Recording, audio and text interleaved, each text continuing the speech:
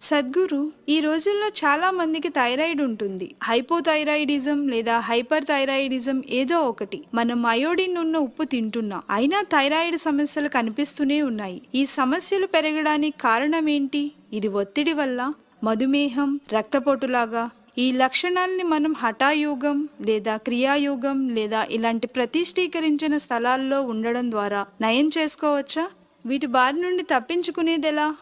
వీటన్నిటి నుంచి ఎంతోమంది బయటపడ్డారు. హఠయోగా ద్వారా ఎంతోమంది, అందులో సందేహమే లేదు. ప్రతిష్ఠీకరించిన స్థలంలో ఉండటం వల్ల ప్రయోజనమే. కానీ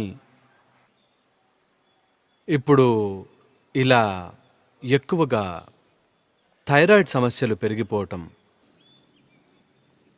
విపరీతంగా థైరాయిడ్ ప్రాబ్లమ్స్. మనం ఒక విషయం అర్థం చేసుకోవాలి. మీరు థైరాయిడ్ అన్నప్పుడు మేము యోగాలో అలా గ్లాండ్స్ని చూడము. కానీ వైద్య పరిభాషలో థైరాయిడ్ అంటే మీ లోపల జరిగే స్రావాలు. అవి మీ వ్యవస్థ సామర్థ్యాన్ని రోజు సరిచేస్తూ ఉంటాయి. అది కేవలం ఆ విధంగా పనిచేస్తుంది. ఎంత అరుగుదల అవ్వాలి, ఎంత శక్తిని తయారు చేయాలి, ఎంత కొవ్వును తయారు చేయాలి, ఎంత కండరం తయారవ్వాలి, ఇలాంటివన్నీ శారీరక నిర్మాణాన్ని సరిచేస్తూ ఉంటుంది.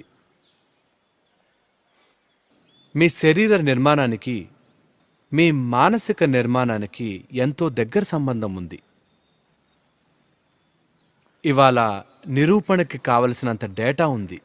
మీరిక్కడ కూర్చుని పర్వతం గురించి ఆలోచిస్తే మీ గ్రంథుల పనితీరు ఒకలా ఉంటుంది. ఒక పులి గురించి ఆలోచిస్తే ఇంకోలా పనిచేస్తుంది. ఒక సముద్రం గురించి ఆలోచిస్తే మరోలా పనిచేస్తుంది. ఒక పురుషుడు గురించి, స్త్రీ గురించి ఆలోచిస్తే ఇంకో రకం. కేవలం ఆలోచన, ఇంకేం లేదు. పర్వతంతో కానీ, పులితో కానీ, మనిషితో కానీ, సముద్రంతో కానీ, దేనితోనూ ఎటువంటి స్పర్శ లేకపోయినా కేవలం ఒక ఆలోచన మీ గ్రంథుల్ని స్పందింపజేస్తుంది. మన వ్యవస్థ ఎంత సున్నితమైందో చూడండి, మీకే అర్థమవుతుంది. అది మనల్ని సరిగ్గా ఉంచటానికి ఎంత ప్రయత్నిస్తోందో చూడండి. మీ సమస్య ఏంటంటే మీకొక ఎడ్లబండి కావాలి. మీరింకా ఎదగలేదు. మీకొక ఎడ్లబండి కావాలి, కానీ మీకొక అంతరిక్ష నౌక ఇచ్చారు. మీలో ఒక చిన్న విషయం పెద్ద మార్పు తెస్తుంది. చిన్న ఆలోచన అలా పెరిగి వ్యవస్థలో అద్భుతం తీసుకొస్తుంది. మీరు ఊరికే ఇలా చూసి ఒక చెట్టు గురించి ఒక ఆలోచన ఏర్పరచుకుంటే మీ వ్యవస్థ, రసాయనికత ఇంకా ఎంతో మార్పుకు గురవుతాయి. మీ గ్రంథుల పనితీరు మారిపోతుంది. మీరెక్కడున్నా సరే, ముంబై, న్యూయార్క్, లండన్, ఎక్కడున్నా మీరున్న పరిస్థితులను జాగ్రత్తగా గమనించండి చాలు. మీరు మీ చుట్టుపక్కల విషయాలకి బాగా అలవాటు పడి ఉండొచ్చు. మీరే చూడండి, మీ చుట్టూ ఉన్న పరిసరాలు, ఎన్నో విషయాలు మీ చుట్టూ జరుగుతున్నవి. ఇవేవీ కూడా మీ ప్రాణానికి అనువుగా లేవు. మీరు వాటికి బాగా అలవాటు పడి సర్దుకుపోయి ఉండొచ్చు. మీరు ఆ సిటీలు వదిలిపెట్టలేకపోవచ్చు, అది వేరే విషయం. కానీ లోపల ఉన్న ఈ ప్రాణం ఆ వాతావరణాన్ని అసలు ఇష్టపడదు. కాబట్టి మీలో జరుగుతున్న ఈ మార్పులన్నీ మీకు అనుకూలమైనవి కావు. గ్రంథులు పనిచేయకపోవడం అనేది వీటిలో ఒకటి మాత్రమే.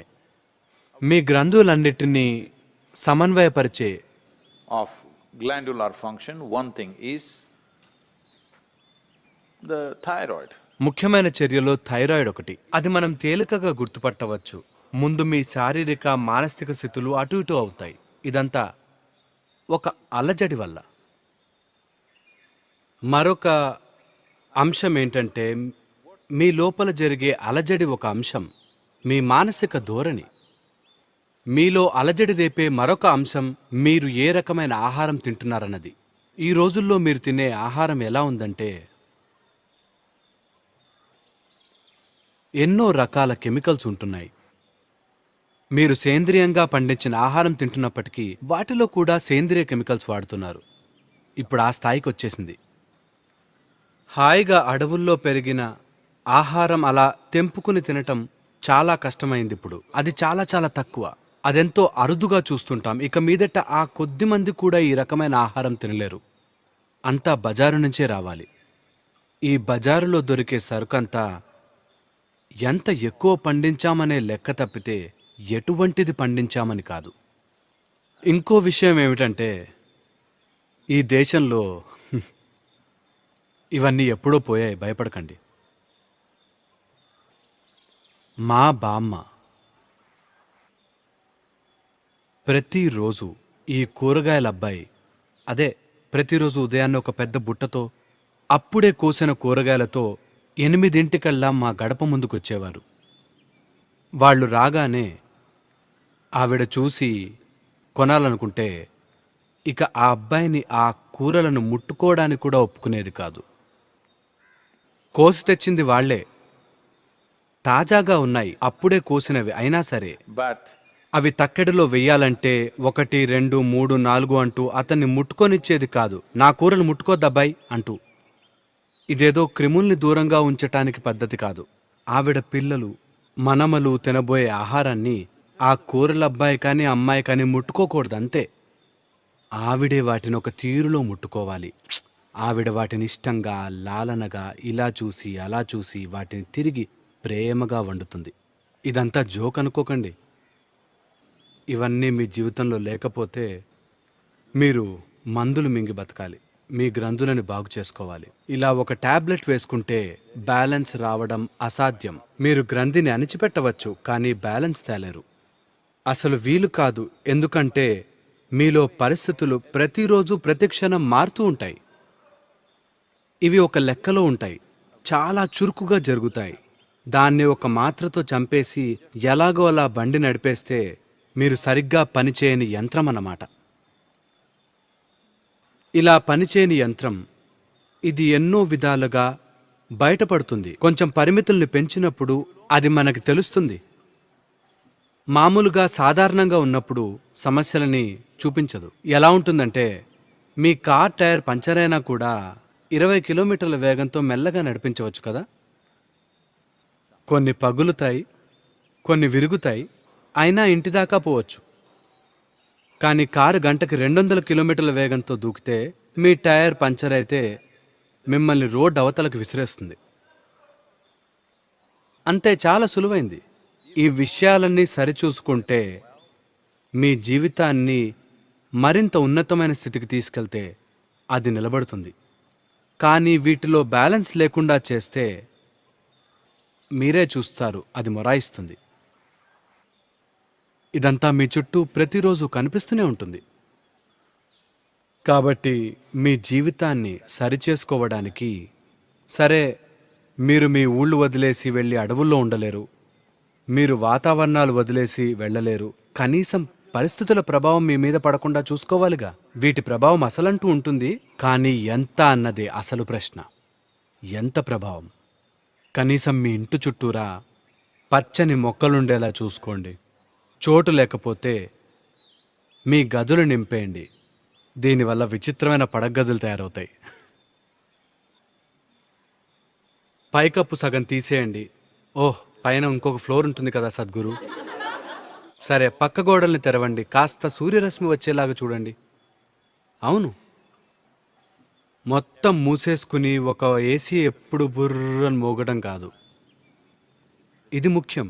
మీ చుట్టూ ఉన్న ఆ ప్రకంపనలు మీ శరీరాన్ని పాడు చేస్తున్నాయి. ఎప్పుడు బుర్ర.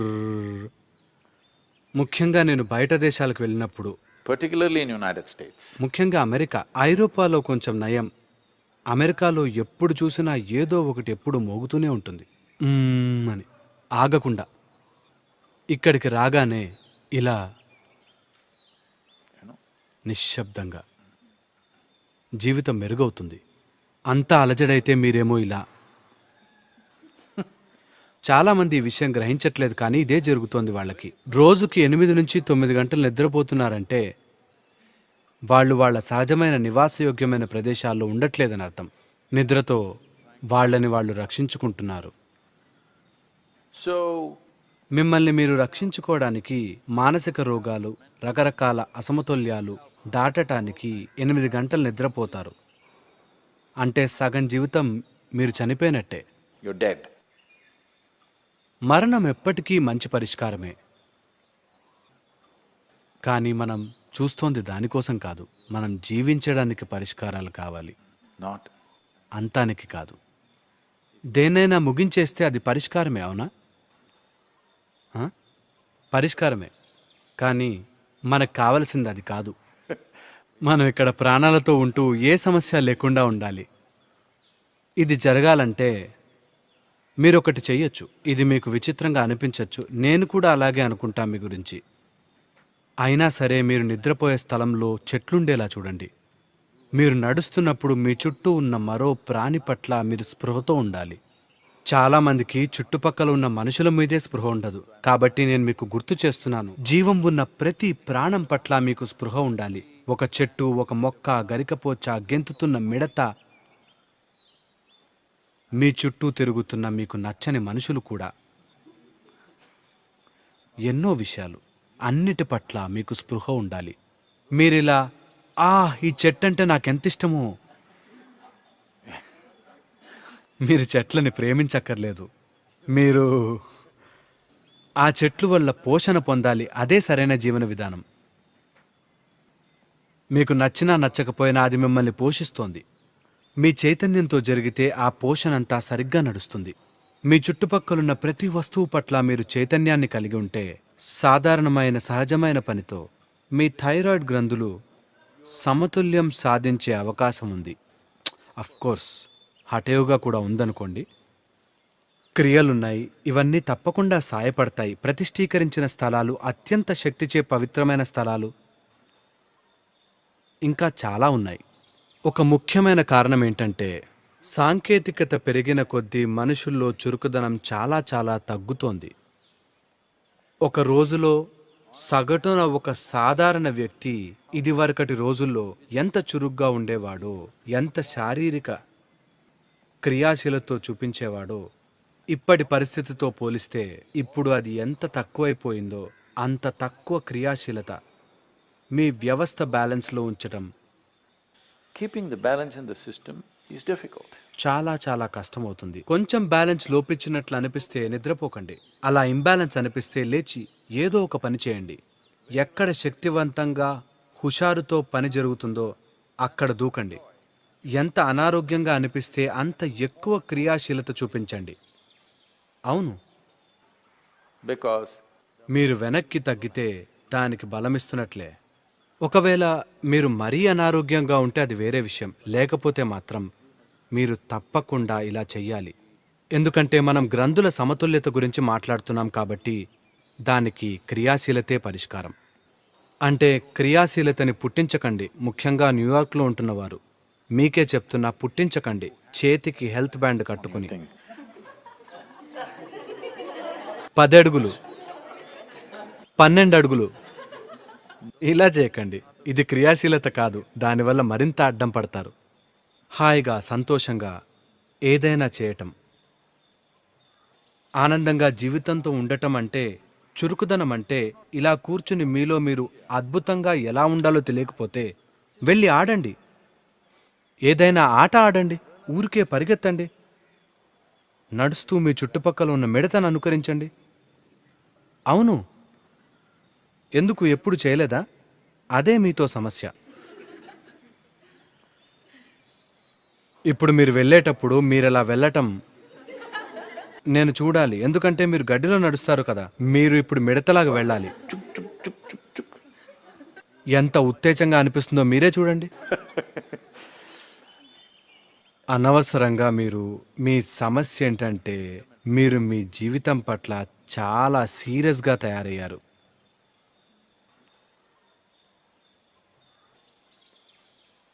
అందుకే మీకు గుర్తు చేయాలి, మీరు ఎప్పటికైనా చనిపోతారు. అంత సీరియస్గా ఉండద్దని, దీని పని అయిపోతుందని చెప్పానుగా. మీరు కాస్త పట్టు సడలించాలి. సడలిస్తే చివరి సీన్ వేరేలా ఉంటుంది. లేకపోతే మనుషులు మిమ్మల్ని ఇలా చూస్తారు. మీకు జరిగిన అత్యంత గొప్ప విషయం అది. మీరు పట్టు సడలించారు. మీరు ఇప్పుడే పట్టు సడలిస్తే జీవితం ఎంత అద్భుతంగా జరుగుతుంది.